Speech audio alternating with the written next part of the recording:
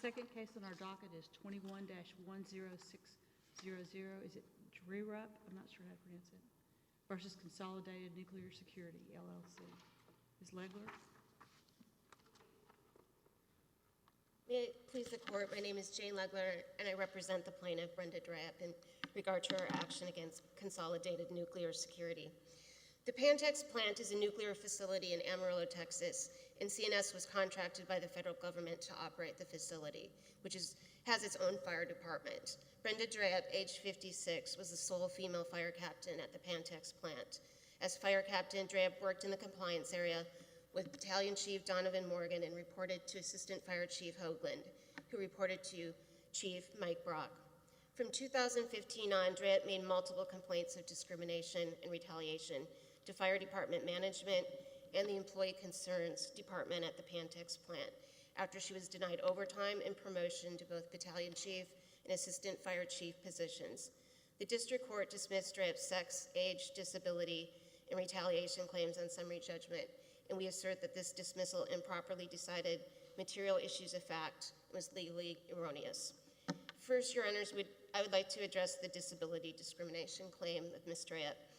In 2014, Ms. Drerup, who had been previously diagnosed with allergic rhinitis, began developing severe migraine headaches and noticed black mold in her workplace at the fire department building.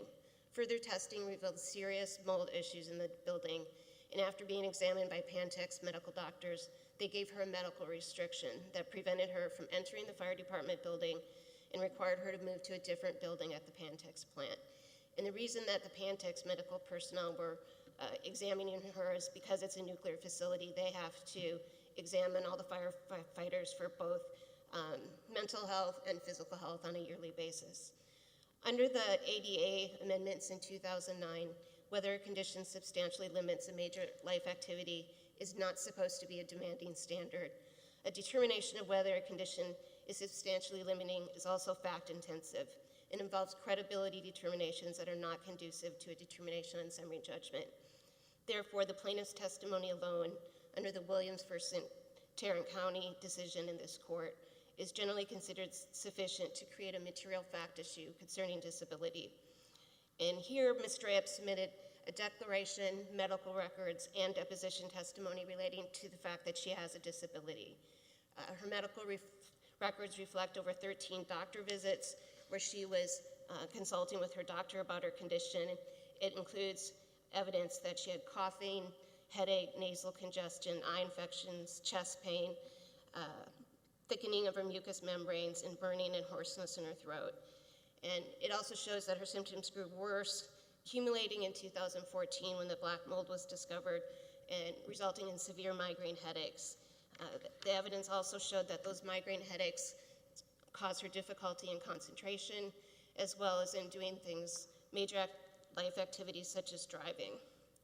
We believe this evidence was sufficient to raise a fact issue that Ms. Drerup was impaired in terms of breathing and respiratory function. This impact is also shown by the fact that CNS's own medical personnel removed Drerup from the fire department and initially prohibited her from responding to fires at the plant. Later, they changed that to say that she could respond, but she needed to do so away from smoke and fire. That determination by their own medical personnel shows that she had difficulty breathing and constitutes substantial evidence that her allergic rhinitis and migraine headaches constituted a disability. In addition, we believe the district court improperly attempted to distinguish the Burnley versus City of San Antonio case. In that particular case, also a firefighter case, the court found that allergic rhinitis was sufficient to constitute a disability under the ADA. That person also worked as a firefighter, and in that case, she had less symptoms than Ms. Drerup indicated. Ms. Drerup suffered more symptoms over more years than the plaintiff in the Burnley case. She had a permanent mold restriction issued by CNS medical personnel rather than just a temporary restriction, and her medical records reflect more symptoms than those asserted by Burnley, including the severe migraine headaches that were affecting her ability to concentrate and drive. In another case that we cited, Hebert versus Ascension Paris also said allergic rhinitis can constitute a condition that substantially limiting in terms of being a disability. That person indicated they had difficulty breathing and fatigue, and that it interfered with their ability to work, and the court found that this condition was disabling. The district court, in determining that Ms. Drerup had not presented evidence of a disability, also relied erroneously pre-ADA amendments in 2009 to support its position. The only post-ADA case that they relied on, Butler versus ExxonMobil, is clearly distinguishable because in that case, the plaintiff only said they had allergies that were seasonal and sporadic, and opposed to here where Drerup's medical records indicated her condition continued continually over many years. The district court also attempted to distinguish Spindle, or relied on Spindle versus CKJ Trucking. Again, do not believe that case should impact this. In that case, the plaintiff only complained of shortness of breath and otherwise did not present evidence of their medical condition. And next, Your Honors, I wanted to address the issue of exhaustion of administrative remedies in regard to her battalion chief claim. The district court erred in determining that she failed to exhaust on this claim because it found that the EEOC charge concerning the promotion issue was not filed until March of 2019. However, the district court said that the decision about the battalion chief position was actually made in May of 2016, and this is contrary to the record that was presented to the court. It's clear in the record of the court that it was first discussed that the position might be downgraded in 2016, but the record also reflects Ms. Drerup made numerous complaints throughout 2016 and 2017, both the fire department leadership and employee concerns regarding the potential downgrade. And it was not until November 2017 that the position was actually posted as a captain position, and not until December 2017 that the change was officially made in the fire department records. The CFR regulations provide that the EEOC can accept any evidence a party submits in making a charge. And in this case, the evidence indicated that on December 15, 2017, just about 3 weeks after the battalion chief position was posted as a fire captain, that Drerup faxed the EEOC investigator an internal employment concerns complaint that she had filed about the downgrade of the position, in which she had said it was sex discriminatory and retaliatory. And so the EEOC clearly was put on notice within a timely matter to go ahead and investigate the issue of whether or not she had been discriminatorily denied the battalion chief position. Could I ask about back to the ADA situation? Did you argue in the alternative that she was treated as if she had a disability because she wasn't given the responder duty instead of that she actually had a disability perceived by the employer? Is that part of the argument? Our original complaint, I believe, did say that she was both regarded as disabled and disabled, but the court didn't address the regarded as disability issue. Because if you're treated as such, even if you're not technically are disabled, then that can give rise. That's but correct. that's okay. But that's not. We're not dealing with that here. Yeah, the district court just didn't address that question. And you didn't appeal that. We did not put that in the Okay, appellate brief that we filed. thank you. And additionally, in terms of the other issue about exhaustion that the district court had raised, we had alleged a failure to pay overtime to Ms. Drerup as a responder. And in that particular claim, it's our position that the district court erred in finding that this was not preserved by the Lilly Ledbetter Act or the FPA. Under the FPA, a person has 300 days to file a equal pay claim with the EEOC, and if filed timely, then they can collect 2 years of back pay relating to that claim. And in regard to that, Ms. Drerup filed her intake questionnaire at the EEOC in May of 2017, indicating she was not being allowed to act as a responder and that a male employee was in March of 2017.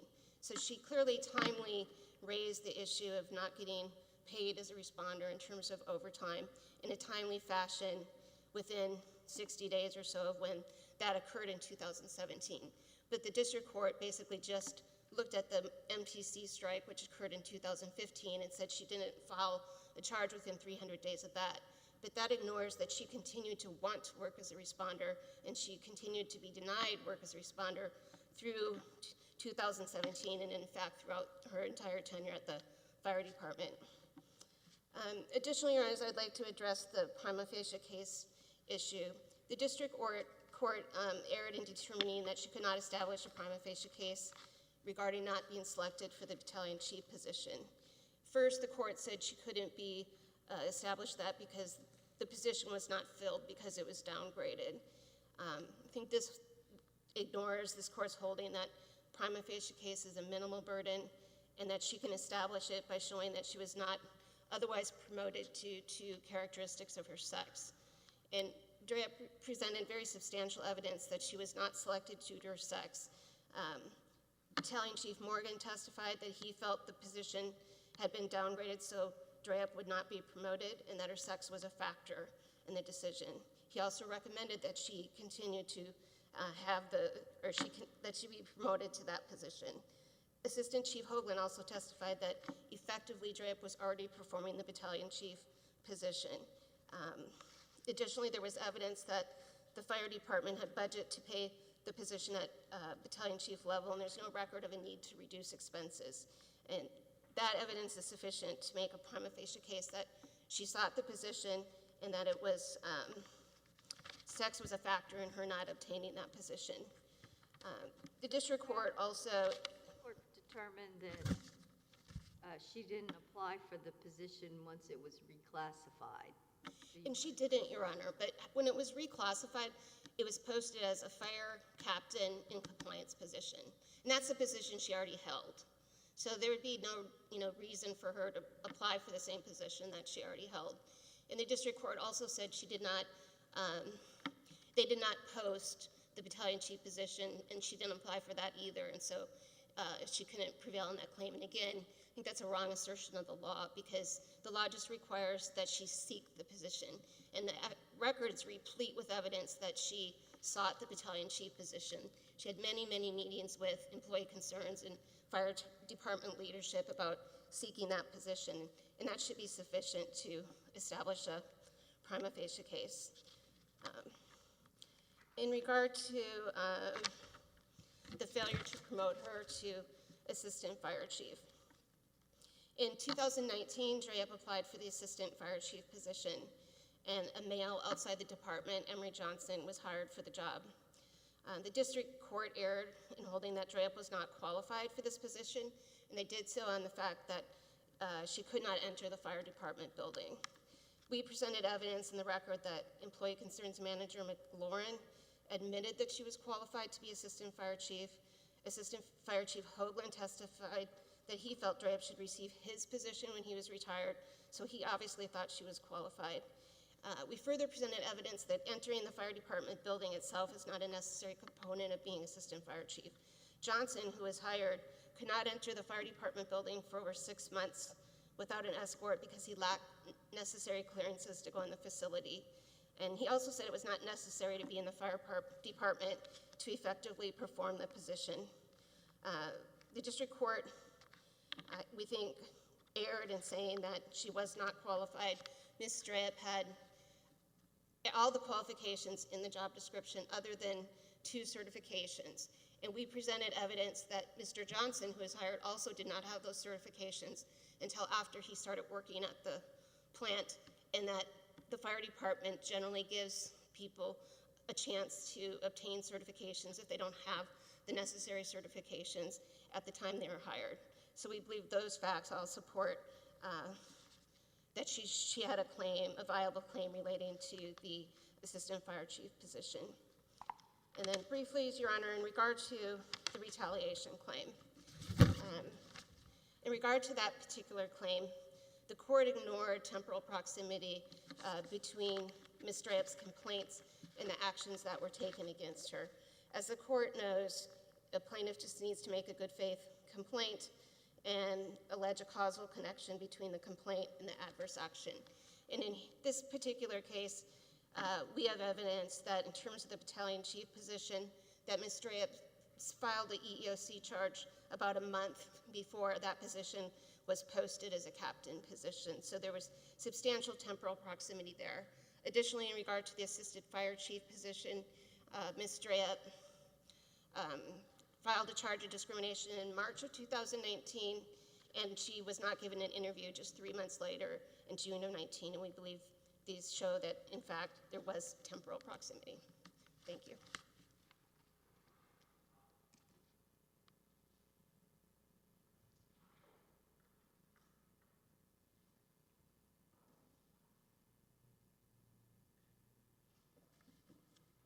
May it please the court. Judge Elrod in the first argument used the expression, where there's smoke, there's fire. Where there's fire, there's smoke, which is one of the fundamental problems with the appellant's case today. The appellant demands the rank and pay associated with responding to fires and commanding people who respond to fires, but says she cannot be around smoke, cannot be near fire, and cannot set foot in the fire station. And to accomplish this goal, Captain Drerup, and her name is pronounced Drerup, by the way. She's from the Panhandle like I am, and they pronounce things their own way up there, even though the name doesn't look like Drerup. She asked this court to reinstate her claims for a failure to promote for jobs that she didn't apply to, wasn't qualified for, and in one case, for a job that doesn't even exist any longer. I'm going to proceed in the... Was there black mold in the fire station? There was mold in the fire station, which was remediated to the same levels as was present outdoor. Ms. Drerup continued after the remediation to be uncomfortable with the levels of mold, and there were 60 other firefighters present in the fire station that weren't having the issues that Ms. Drerup expressed. And to Your Honor's point, she was allowed to work in another area, and she received a medical restriction. And I'll get to disability in a moment. Probably the strongest argument she had a disability would be that she was acknowledged to have one, but that issue is waived on appeal. And in a moment, I'll get to she just couldn't otherwise qualify for a disability if not achieving one through the But they treated her as if she had a disability by keeping her off of the normal job duties. No, Your Honor. I would say they treated her as they agreed to her request that she be outside of the fire station, which is something that came from medical. Right, but she wanted to go on calls, first responder calls, that were not fire related, and there are a lot of those for fire departments. People having heart attacks, and just a fair amount of first responder calls, not fires. That's correct. And she wanted to go on those, and she wasn't allowed by the company. Isn't that correct? Because they perceived her to have a disability. There are a series of reasons why she wasn't allowed to go on responder calls. So there's the issue that she says she cannot be around smoke or fire. But on top of that issue, the fact that she couldn't enter the fire station, which is where those responses are staged and where those responses start, whether it's a fire response or not in the typical situation. In addition to that, for 3 of the relevant years, Captain Drerup had not passed what's called the combat challenge, which is the physical fitness test that is required in order to do any kind of response, whether it's responding to a fire alarm or an actual fire. Right, but then they cleaned it out because she couldn't take it because it was in the place that was the respiratory problem. They had it staged there, and then they cleaned it out, and she passed the second time. She passed the second time. That's what I said, second That's time. correct. Isn't that right? Yes, Your Honor. So she had passed that. That's right. Although as is indicated by the record, the facility where they're testing is outdoor, and she felt like things that, bird droppings, things that are present outdoor, made the facility too dirty for her to take the test. I mean, that's, of course, problematic because when responding to any sort of situation, you can't guarantee that the area will be clean. To the extent that she alleges that there was lingering prejudice against her because of the reported sexual assault and the firing of the person who assaulted her multiple times, can that be considered? No, Your Honor, and I think that appellate makes it clear in her reply that that's just background information. The temporal proximity between the allegations from 2008 and employment decisions that were made in 2016, 2017, and 2018 is just too great. I think appellate realizes that and provides that information as she referred to it as background, not as something that she believes is a causal connection to employment activities occurring 8 to 10 years later. Quickly with regard to administrative remedies, Your Honors, at the record at 1743 and 1764, you will see the actual EEOC questionnaire and charge. And a review of those charges makes it quite clear these were about one specific event where Captain Drerup was alleging she had been discriminated against. Just from the record, to provide additional context, what occurred here, we refer to it as a grass fire incident. There was a grass fire. An individual named Captain Robinson, who was injured and not currently qualified to respond, was at the scene to gather information. A firefighter was injured during the response, and at one point he was mistakenly told to join the response. After that occurred, Captain Drerup filed a complaint saying that she should have been allowed to respond if he was allowed to respond. The company admitted that they made a mistake. They said this wasn't discrimination, but she was treated inconsistently, and they offered her the same amount of overtime worked by Captain Robinson. She declined to work the overtime. So that was the incident that Captain Drerup was complaining about, and there's no dispute in the record that that's what actually occurred. And that was the basis of her EEOC charge and her EEOC questionnaire. And it is, one cannot say that arguments like the court has heard today about elimination of positions and failure to promote to positions are like or related to those charges or the questionnaire. The charge was about one specific event and simply wasn't that broad. There was additional language about ongoing, this is part of ongoing harassment. That language is too broad and too vague to meet this court's standard for an EEOC charge or an EEOC questionnaire. That there simply have to be allegations where you could reasonably expect these other allegations to grow out of them, and that's just not present. There was an argument that the 2019 charge that was prepared by counsel related back to the 2017 charge. But under the Manning versus Chevron case, this court explained in 2003 that really that's, you can't expand the scope of the first charge.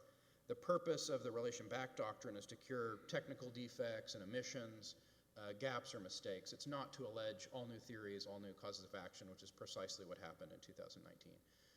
For those reasons, appellate failed to exhaust her administrative remedies, both with regard to the battalion chief elimination claim and with regard to the 2015 strike overtime argument. With regard to disability, plaintiff appellate asserts now that her disability is chronic allergic rhinitis. The disability pled at the trial court level was never chronic allergic rhinitis. That didn't arise until summary judgment briefing. Drerup only pled headaches and mold sensitivity. And of course, there was no mention of chronic allergic rhinitis in the EEOC questionnaire or in the EEOC charge. In fact, on both of those documents, Captain Drerup indicated she did not have a disability at all. So what is chronic allergic rhinitis? It is commonly referred to as hay fever. It is allergies, and it can mean any variety of things in terms of severity. And that's why there isn't a per se rule that chronic allergic rhinitis is a disability or isn't a disability. And in fact, most of the cases in the circuit that have looked at the issue have decided under the fact inquiry in those cases that that person's chronic allergic rhinitis was not a disability under the ADA. For example, the Perez case for the Western District in 2009, the Butler case for the Middle District of Louisiana in 2012, the Miles Hickman case for the Southern District of Texas in 2008, all found that allergic rhinitis in those cases didn't meet the ADA definition of a disability. The plaintiff appellate relies on the Burnley versus City of San Antonio case and claims that the symptoms of appellant are worse than the symptoms of the plaintiff in the Burnley case.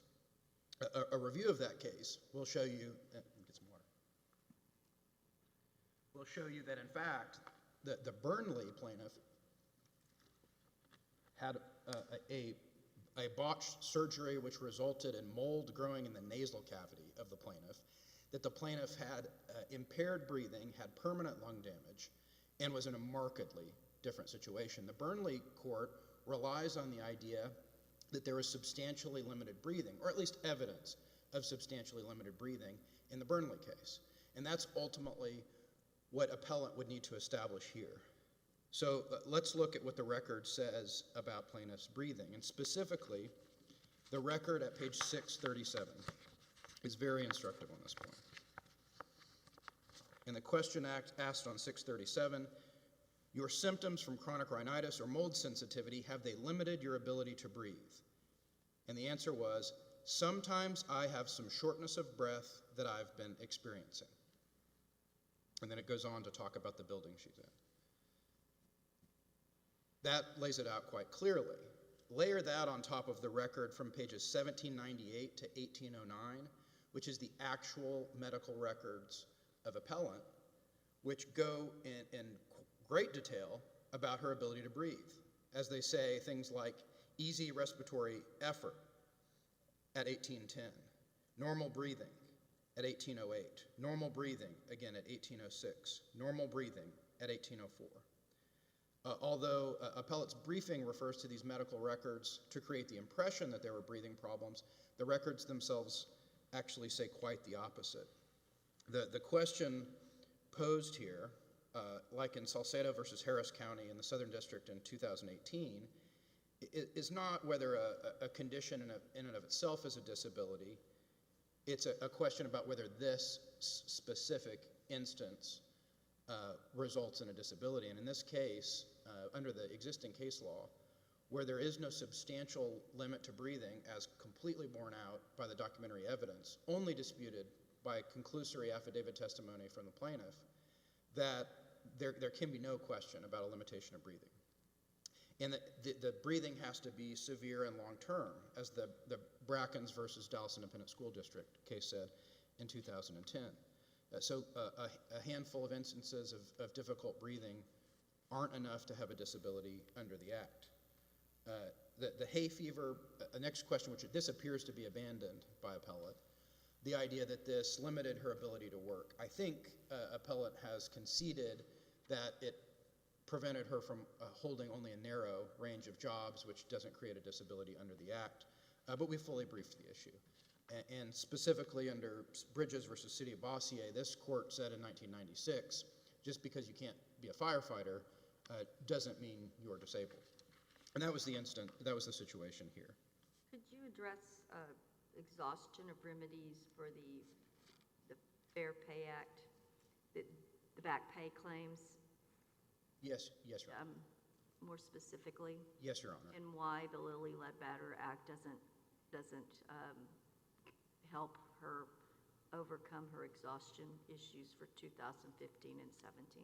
Yes, Your Honor. That is a very specific kind of cause of action. So it is about receiving unequal pay for similar work. That is not the allegation.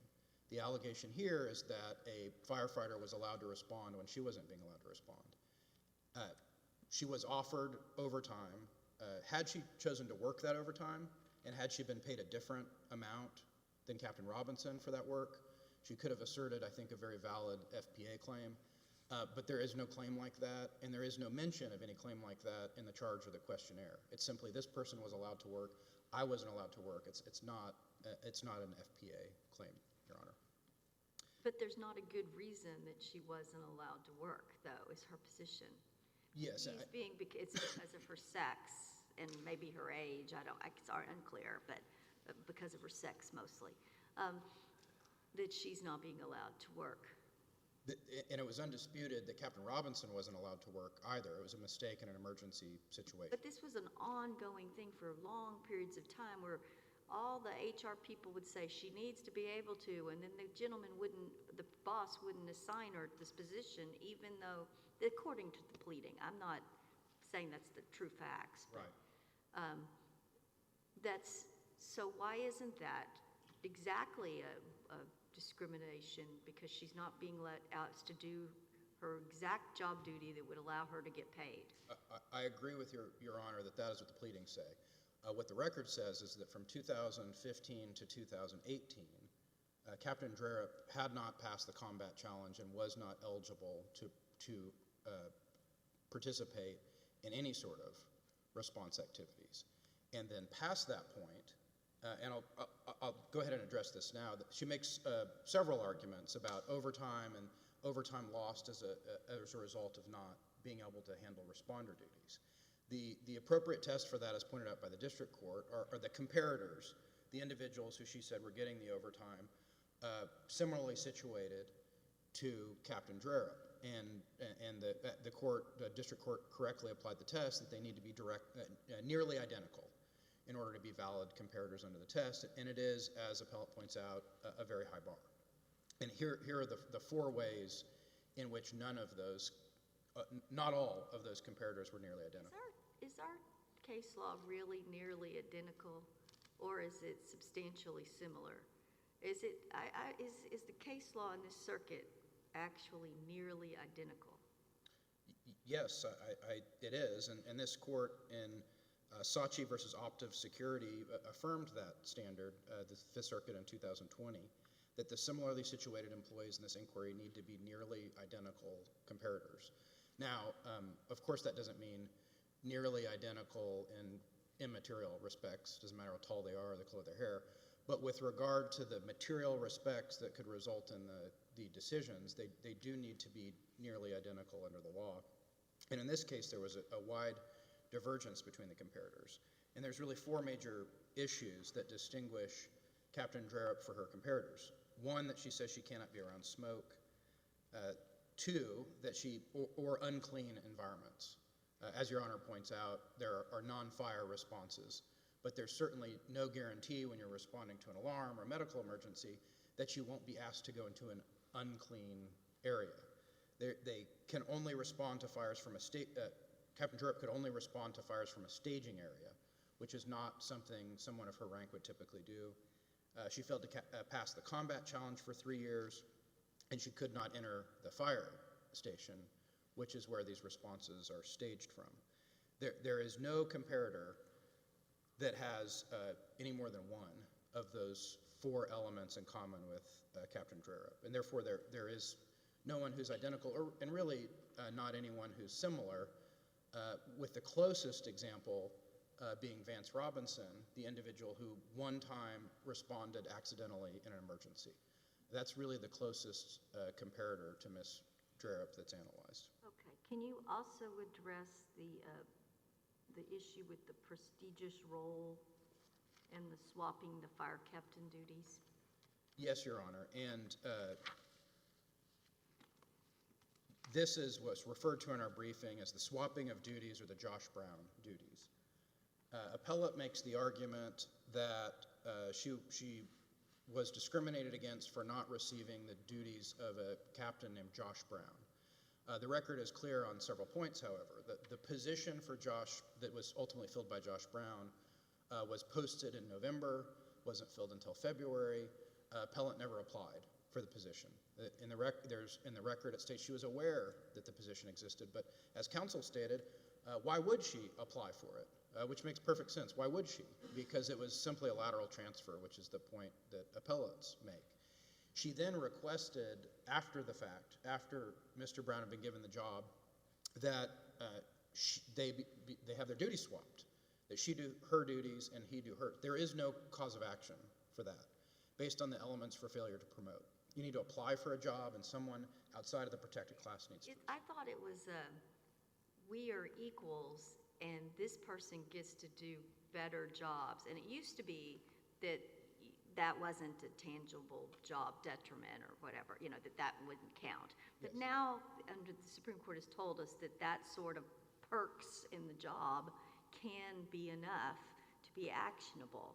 So why isn't it, at that point, you measure it not whether she applied for that to be swapped, but that he's getting better duties that enable him to get better opportunities, and she's not ever getting those conferences and education and other kinds of things. Certainly, and the standard has been relaxed. 15 years ago, Right, a long time ago. we wouldn't have to talk about this, but now we do. And there is purely subjective, conclusory arguments about why this is superior and why this is better. That's what the entire appellant's argument is based on. And if you look at the objective, and it needs to be... It is. I mean, getting to have further training and education could be considered a better part of a job, a benefit that she's not getting. It could. It also, like for me, I consider it a downside that I have to travel. There is no evidence in the record about why that's a positive thing or why that's a negative thing, additional travel. There is also evidence in the record that Captain Drerup was given multiple opportunities for travel, which she declined in her position. And I think that, though, doesn't relieve them from their burden to have a prima facie case. They need to show they applied. Appellant needs to show she applied for the position. She doesn't have to apply for that position if that position is already equal. They're the same position, aren't they? They're technically the same job.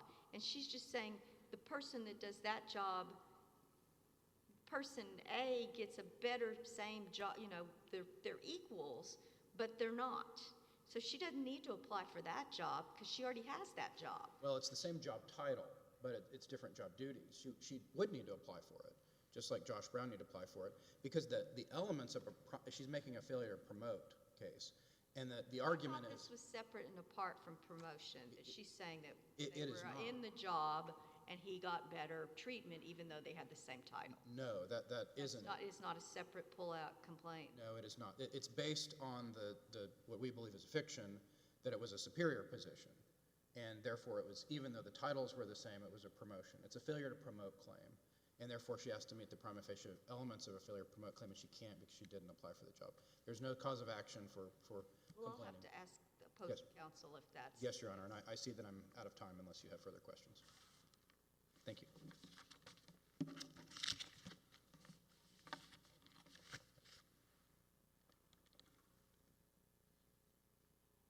Your Honor, would you like me to start up on that issue about the duties given Mr. Brown being objectively better? I can address that since Mr. Kardashian did. So in regard to that particular... Promote claim?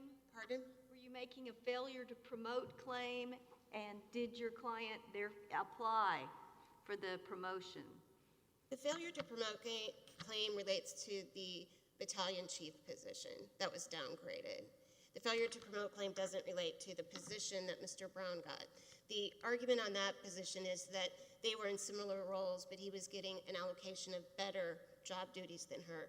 And under the Elrod versus Texas Ranger case, it has said that materially adverse actions can be shown if other job duties are more interesting, involve more responsibility, have more room for advancement, etc. What do you say to his argument that it's actually a different job entirely with different job duties, and that's why it may sound more interesting to some?